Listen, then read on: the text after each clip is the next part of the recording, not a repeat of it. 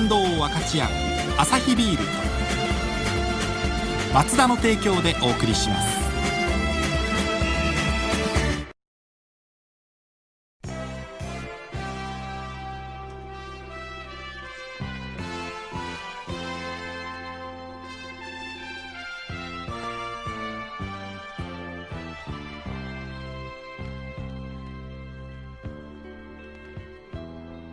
人は誰でも未知の世界に憧れ旅に出るのさ。たった一人で時には人生悲しみにぶつかり、時には青春霧の中さまよい、泣くこともあるけれど、高い竿だと釣れると思ってるとこがボンクラだと言うとるんじゃ。竿の良し悪しはその竿を持つ人の腕によって決まるんじゃ。竿は単なる腕の延長、つまりは腕で釣るもんじゃ。よく覚えとけ。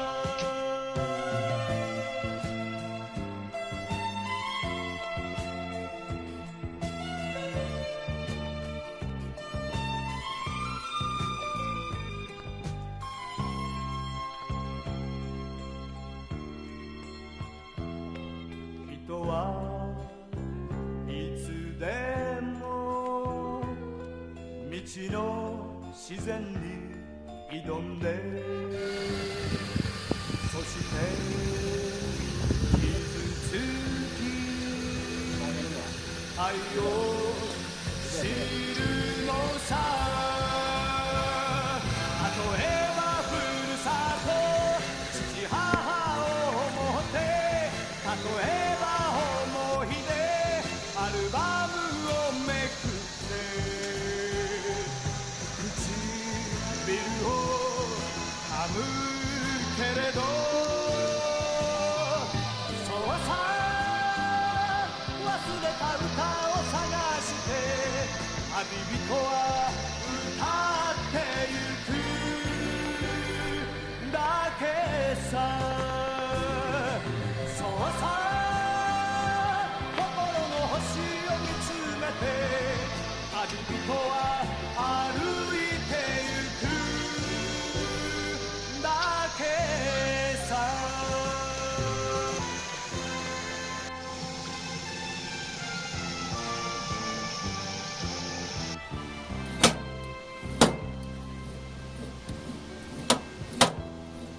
人は誰でも未知の世界に憧れ旅に出るのさ。たった一人で時には人生悲しみにぶつかり、時には青春火の中さまよい、泣くこともあるけれど、そうさ心の星を見つめて旅人は歩いてゆくだけさ。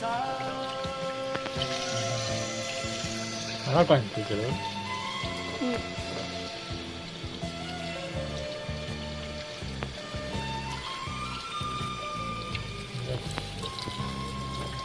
なんだ？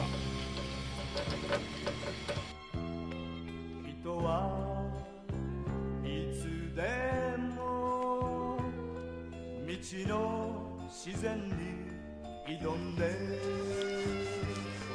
そして傷つき愛を知るのさ。例えばふるさと父母を思って、例えば思い出アルバムを